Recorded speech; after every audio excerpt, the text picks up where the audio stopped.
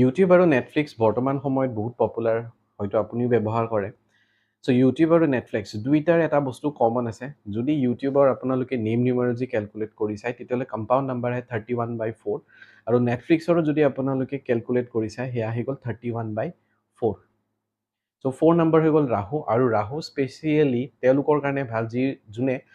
mainly তেওঁলোকৰ কাম যদি ডিজিটেল হয় বা অনলাইন হয় তেওঁলোকৰ কাৰণে বহুত ভাল কামত আহে যদি কাৰোবাৰ বিজনেছ অনলাইন হয় যেনেকুৱা ইউটিউব আৰু Netflix actually online digital platform হয় চ' তাতে আমি 4 নম্বৰত স্পেচিয়েলি 31 কম্পাউণ্ড নম্বৰত যদি আমি দিব পাৰোঁ সেই বিজনেছটো বহুত গ্ৰ' কৰে আৰু এটা বস্তু কমন আছে দুইটা